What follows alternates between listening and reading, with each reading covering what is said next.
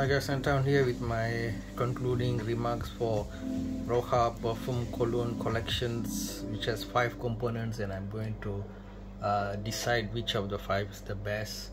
As you know, this one is composed of Elysium, Enigma, Scandal, Danger, as well as Vetiver. Okay, for Vetiver, I felt it was quite a neutral, sterile, cold kind of a perfume, which means I recognize that somebody is wearing a perfume, but I neither love or hate it.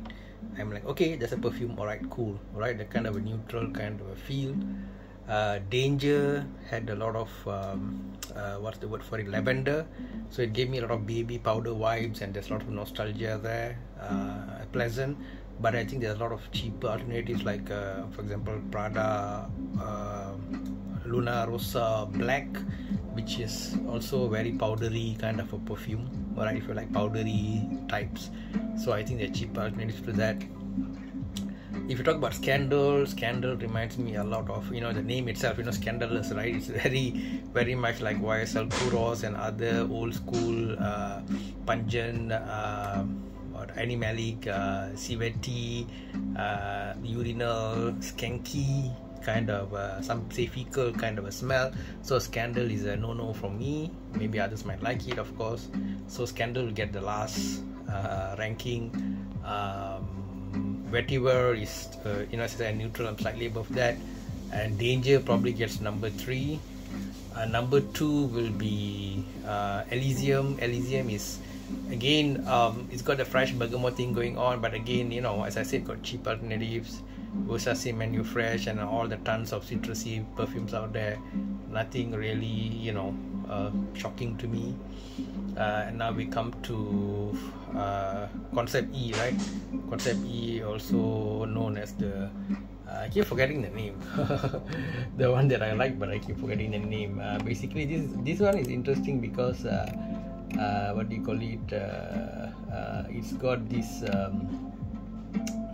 Enigma's the name, right? I keep forgetting it. Enigma's the name. It's got this tobacco, champagne, all these things blended in. So to me, it's a very pleasing scent.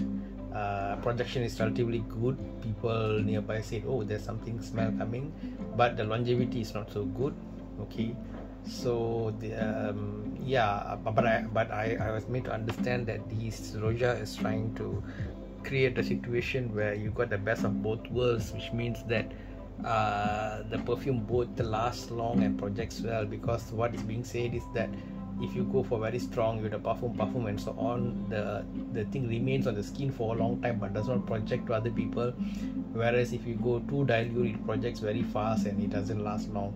So I think they're trying to achieve some kind of a balance here, but I think there's much work to be done for many perfumers who need to come up with the right combo. And sometimes, worryingly enough, sometimes when they reach the right combo, they immediately starts to create flankers, and they try to dilute the original so that the flankers become more interesting and so on. And so I hope, and I'm not saying Roja is doing that because it's a niche brand. I don't think they would need to do that kind of things, but I just hope that generally the fragrance makers pay attention to this. Don't dilute your original just because you want the flankers to become more bestsellers.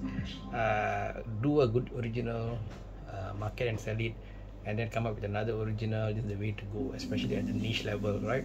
So with that, I conclude number 1 top of the 5 is Roja Dove Enigma with the tobacco and champagne and whatnot among the tons of ingredients Mr. Roja Dove has put inside.